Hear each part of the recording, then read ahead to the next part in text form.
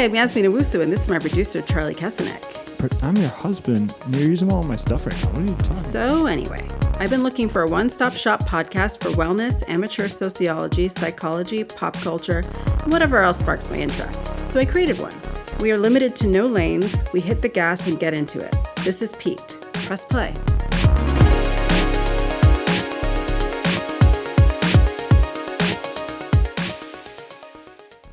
Hi, welcome to Peaked Podcast. I'm Yasmin. I'm back in my little solo nook, so it's going to be a shorter one. How's everybody doing? If you're here in the less and less United States, as I am, how's your fascism day going? Mine was pretty good. Played a little tennis, growing out a bob and bangs, so that puts me in the upper percentile of people dealing with things in this country, right? Top of the list. Couple of sad things to get into before I get into main topic, if you can call it that. By one of my favorite podcasts, WTF with Mark Maron, ended. It had its last episode, I believe, yesterday. Anyway, this week. I really love that podcast. It's a 16-year long journey that I've been on with it, more or less, off and on. Ramped up a bit in the last couple of years, I would say. Just it kept a quality and it kept this through line that was so grounded in Mark's life and how open he was with it, how much he let the viewer or the listener in. He actually didn't have video. He was one of the few holdouts on video. But just with how much he let us as the listener in on just what was going on with him. I mean, it was largely an interview show. He would kind of do this like check-in at the beginning of it, and I find that very inspiring, just to be able to reach out and just let your audience know you a little bit, which can be hard to want to do considering the climate and the, trollverse that we live in. But yeah, through the years, we, have been with Mark through many deaths of cats and some studio changes and house changes and, just his journey with sobriety, which, he was sober the entire time on his show, but he talks about it a lot. And I'm sure that helped a lot of people who were either early on their journey or maybe feeling solid, and it just gave them some solidarity. And, his dad getting dementia and, again, tragically losing a partner. And I was really, really inspired and moved and a huge fan with just like how just grounded in his personality and his vulnerability and his journey this podcast was, and how true to him he kept it. And it's going to be sad for me to let it go, the familiarity that it created in this kind of in this climate that we're in now. It's nice to have anything that just felt consistent and just good.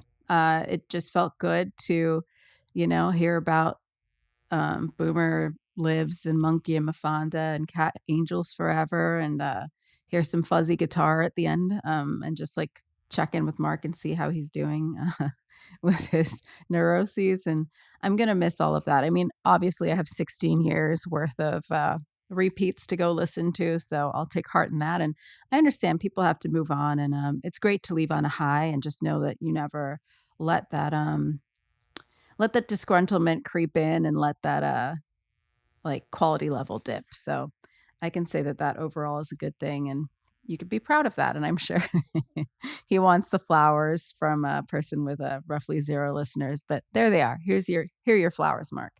And then, we also just lost D'Angelo, virtuosic musician. I've been a fan since I was a teenager.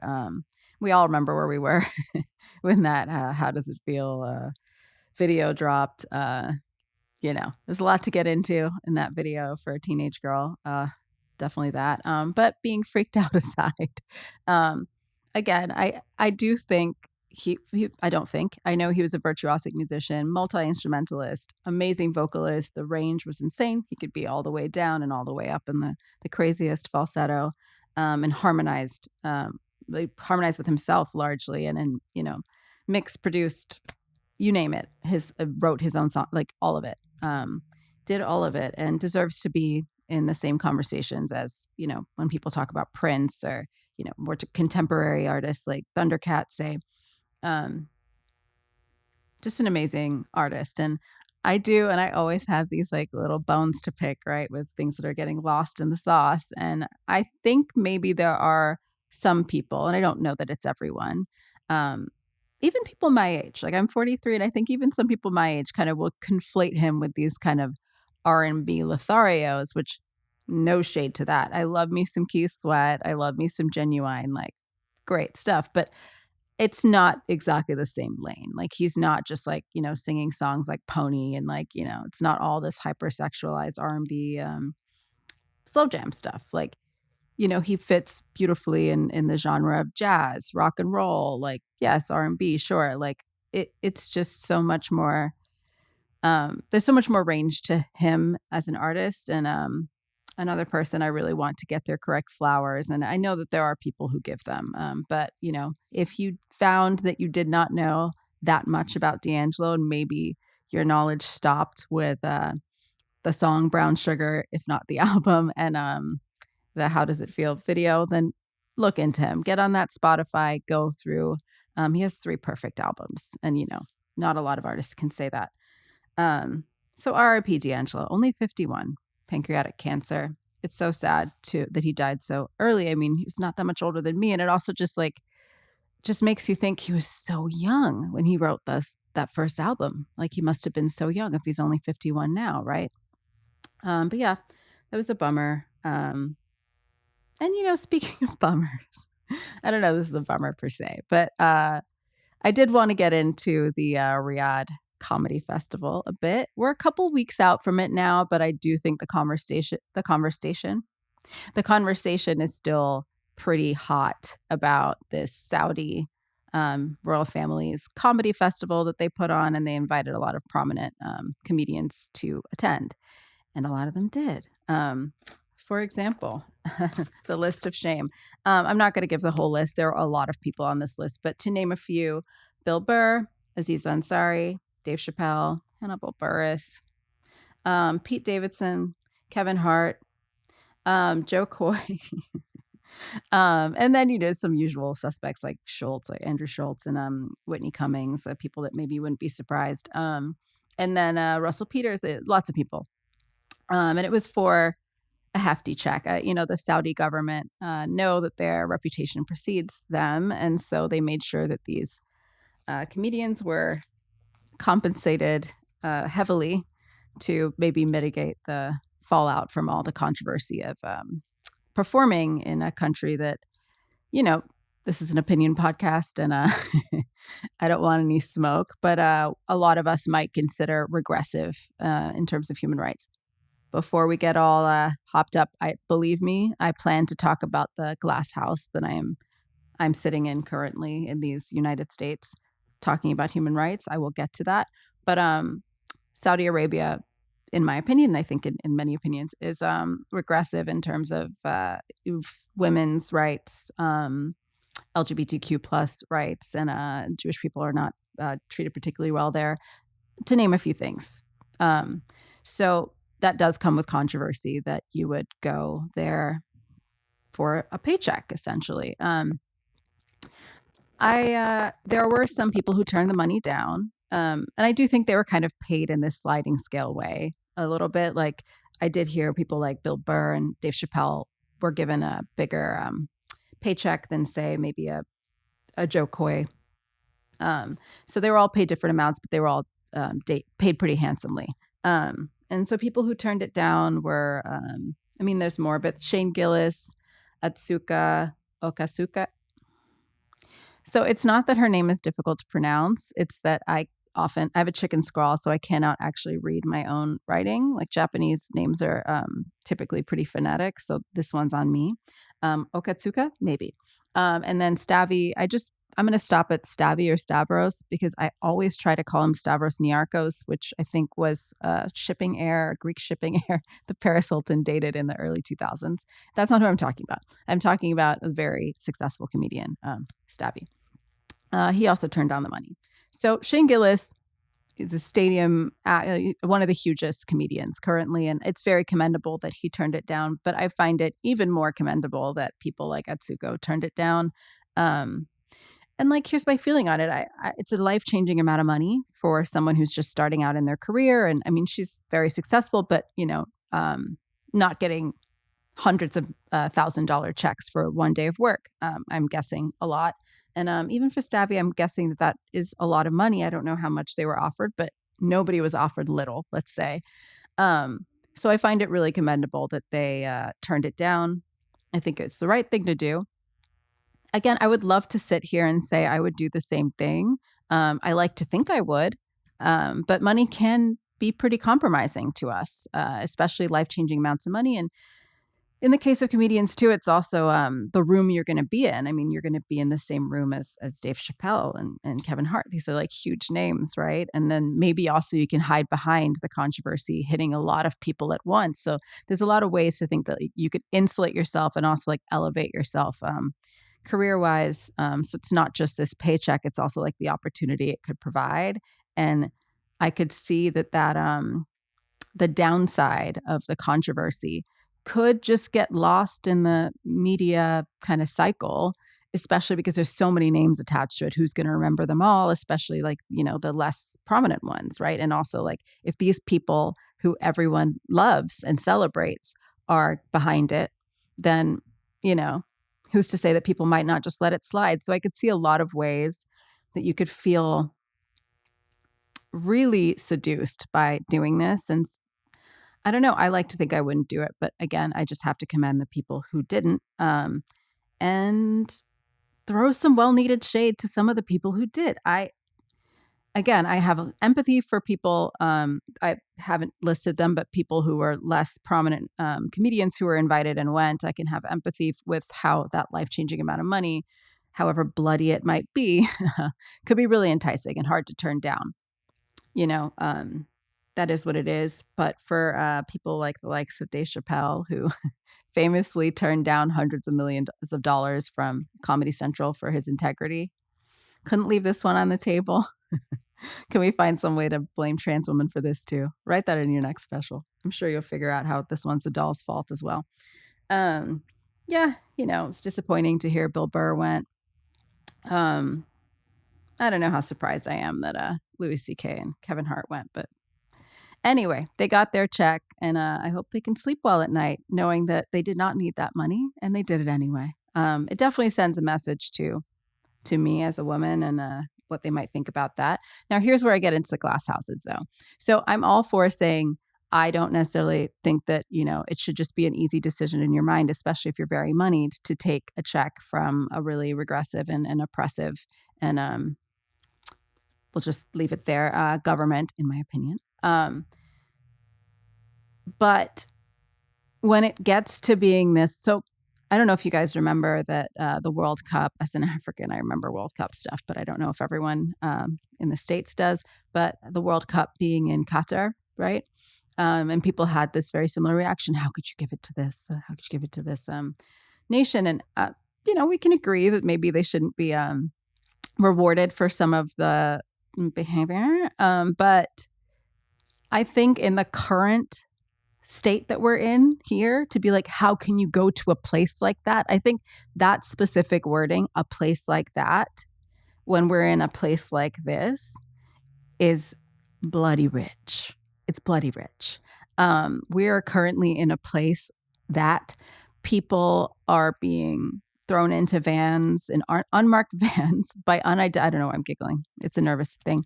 And unmarked vans with unidentified people, no warrant, no due process, just being thrown in vans, being basically kidnapped by bounty hunters, not, officials of our government, but in their name, being imbued with the power to do this, just being taken off the street, sometimes being taken outside of courthouses where they're trying to naturalize the correct way. So this is something that's happening. We're also having the National Guard deployed to peaceful protests or nothing. So us to say, how can you go to a place like this right now in the state of this is just wild and diabolical wording. But you heard my opinion is that, if that check is not life-changing, it seems really insane to take it, Dave Chappelle. And it did also make me just think of, because there were names that were popping up like Louis C.K. and Aziz Ansari. It made me think about how we're in a bit of a wake of the timeout movement now. Like we're a little bit over that hump. I don't want to use the term cancel culture. I'll get into why it's a sticky one, and I'll get into that. But we're in a wake of this, like, so after the biggest push of it, I'm not saying we're not still trying to call out people and oust the bad eggs, but I would say we've kind of maybe passed the biggest rush of it, of the reckoning. I'm in Hollywood largely, in the music business too. We're in the wake of it now, and I'm just I'm thinking about, so Aziz, right? Like there's such a gamut of terrible behavior. It ranged from like a Harvey Weinstein who's just like straight up raping people, and then assaulting, raping, and being very violent. And then we had, the Louis C.K., which a lot of his behavior, which he was exposing himself to women and pleasuring himself in front of women, and he would ask, right? But a lot of these women were on a same show with him or working in some capacity. I mean, if they're with comedians or actors, they're working in this industry. So their behavior towards his behavior might be like influenced by the fact that they think he can have an effect on their career. And he in fact did go ahead and have an effect on many women's careers that he did this to. And I don't think just women, I think men also know that the reaction of women to, especially in a work capacity or a work environment, even if it's not your actual job, if you're at a comedy show that a huge comedian is on and he's like, can I whip it out? Your reaction could range from anything from like giggling nervously to just fully freezing. And none of that really equals consent. Or if you're like, you go ahead, like it's not a question any of us are used to being asked. And so you have to just react very quickly. And it shouldn't be asked, and so there can't be given consent. You should not be asking to whip it out to random strange women. So their response is pretty irrelevant at the end of the day. And because he had so much clout in the industry, he was basically shutting a lot of women down from being able to be on certain projects or just in general, just kind of corralling them. And he had a lot of people that, he made a lot of money for a lot of people. And so there was this impetus for a lot of people in the industry to keep his secret, even though it was an open secret. A lot of people in the industry knew that this was something that he was doing. I remember famously Sarah Silverman being like, oh yeah, he would do that, but like we were equals. So I just thought it was funny. There's nothing funny about that kind of behavior, especially if you know that if he's doing this around you and I know that you hear that he's doing this around maybe like PAs and people lower on the totem pole, and it's completely inappropriate, and I'm sure it interfered with many women's ability to proceed and go higher in the industry. And so that is really serious. I mean, it may not be raping people, but it's fucked up. And so then you had that, and then you had the Aziz, which I never want to diminish anybody's experience with something harmful or bad sexually, and I'm not an expert. But it did sound to me like this was a bad, creepy date. Like he was a creepy date with very bad, like sexual manners, for lack of a better term. Like he had a bad side manner and maybe some coercive language. So that might get into like hedging on consent problems there. For the most part, it sounded like he was just uncouth on a date and just creepy, and he should probably look into that and why he is that disrespectful to women. But I do believe that is a different level than, say, someone like Harvey Weinstein or someone like Louis C.K. or someone like Chris D'Elia, who's like grooming teenagers. But interestingly enough, Chris D'Elia is like boy about town. Like I just was, heard Theo Vaughn just be like, my buddy Chris D'Elia, and it's like, All right, that's your buddy, like the one who grooms teenagers and like basically had to admit it. Um, and then yeah, Louis C.K. has like wormed his way back into just like chilling and being on podcasts and like touring and like whatever. Now he's in Saudi Arabia being like, we need to open up Saudi Arabia. Like, dude, what are you talking about? But yeah, I just find it interesting. That's the female term for like it's it's messed up that um it's messed up that it seems like such a longer, more arduous journey back for someone like Aziz than it is for someone like Louis C.K. I know he lost a lot of money and opportunity at the top, but he had a lot more money and opportunities to lose, and he obviously was just fine. Um, yeah, there's some kind of disparity there, and it could just be as simple as like, look at their names. Anyway, yeah, largely that explains my thoughts about that. I think it can be really hard to turn down a life changing amount of money, and I think that for a lot of people, it wasn't a life changing amount of money, and so it's disappointing. It's disappointing to say the least. Mentioned Mark at the top of this. He wasn't asked. I'm guessing this regime was not asking a lot of outspoken Jewish comedians to be on it. He's obviously an amazing comedian and would have been considered maybe if it wasn't for his ethnicity. But he, has spoken out against it and is generally on the right side of history as far as I'm concerned. But moving on. So there is that. And now there's an even more unpleasant thing. No, it's definitely not more unpleasant than the last things that I was talking about. But there's another thing to discuss. And that is my buddy Taylor Swift came out with some new music. I am not historically a Swiftie. And that continues. That continues to this day. But she did come out with a new album. It's impossible to miss the fact that this happened. I live on planet Earth for now. And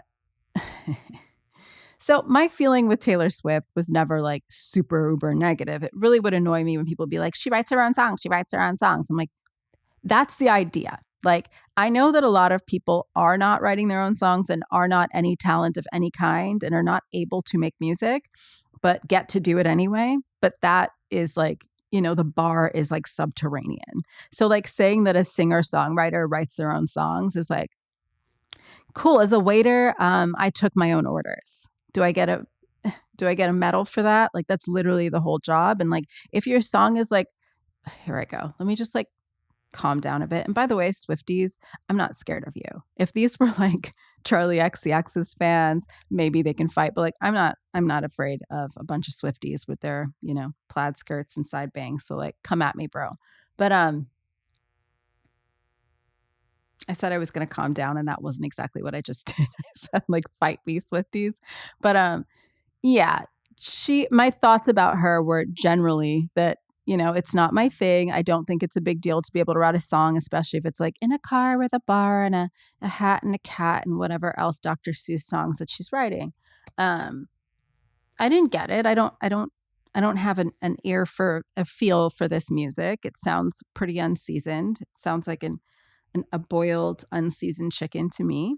But I will say that I did think it's good for the kids. It kind of like, we're talking about comedians before, it kind of makes me think of like a clean, boring comedian that is just like, well, so my wife, whatever that is. But it's like, you take your grandma and like, he's not going to swear or talk about sex too much. And so like, it'll just make kids and grandmas happy, right? And I thought Taylor Swift was maybe that. She was good for the kids and the grandmas. Maybe the kids and grandmas could go together, right? And the rest of us would go to like Charlie XCX. Right. And like, I don't inherently dislike explicit music. I just don't think like little kids necessarily, like when I was a little kid, should be listening to like the Window, the Wall and the Skeet Skeet and whatever it is. So maybe they should have like a Taylor Swift. I had a Paula Abdul, so they should have a Taylor Swift. Yes. So that's what I thought maybe was her thing. But like now she's over here with the wood and the opening my thighs and God knows what this woman is talking about. So like that's gone too now. So I kind of have no medals for this person anymore because she's not even the clean, straight comedian. Like she's gone blue in such a dorky, way too on the nose way. It's almost like she saw the Brat Summer vibe and the Charlie XCX whatever. And she's like, me too. I have sex too. And she just like came out with this and it's It's so like I don't like to use cringe anymore. I used to love that word, but now Gen Z use it to describe anything. It's really interesting. They use it to describe anything that is like expressing yourself, but this is also the generation that started dancing around on the internet. So if anyone's cringe, good God, Gen X would have beat the hell out of me for some of this behavior. Um, but yeah, I do think that also she does tend to strategically release. Um, like I mentioned, we had the Brat summer, the Charlie XCX summer, the summer of this, kind of raunchy, like cool, like hip chick, right? And she's having a moment, and I think, yeah, Taylor's like, and now I'm releasing, and it feels like this happens, like when a new Supreme starts to rise, like when a chapel starts to rise, Taylor Swift's like, here's one of my little what do her fans call it? Like she like breadcrumbs or whatever the hell. She's not like Kendrick Lamar. Like people try to act like it's like this wordsmith. Like it's nonsense. Um, but yeah, whatever. She drops her breadcrumbs and like yeah, Chappell Rowan had her moment and maybe Phoebe Bridgers and Lana Del Rey. I think she might be part of this like global narcissistic collapse that we're starting to see because a lot of her fans also find this album to be a little iffy. I mean, to me, it doesn't sound that different from the rest of her music. And I know that I don't listen to any of her albums. Like, obviously, her music's pretty inescapable. So I've heard songs on the radio, the hits, whatever. But I'm not super knowledgeable about her music and do not aspire to be. But Swifties also a lot of them are finding this one a little lackluster and it's a little show tunesy and a little bit like jazz hands, right? Which I think kind of is like what I've always thought her personality is, like a bit musical theater dork. Um, but yeah, she's used to being on top, and I think it has potential to crash her out. And I'm watching like Jordan Peterson like cry through benzos, and it just seems like there's just a lot of this. The the entire society is having a narcissistic collapse or is like in the ramping up phase of where it's going to happen. And I think Taylor Swift might get swept up in this as well. I've seen some of her behavior. There was one particular award show where I just watched her just kind of paw all over Lana Del Rey. And I could just sort of tell by the way she was inserting herself with her that it was a way of taking her moment and making her just a kind of a footnote to Taylor, essentially, and she was kind of doing the same thing with almost every artist. She's doing it with Phoebe Bridgers and like a couple of other like kind of more folky indie chicks, just kind of trying to like jump in their photos and just be really intense and make herself really big. And it felt like this is a person who does not just like to be on top.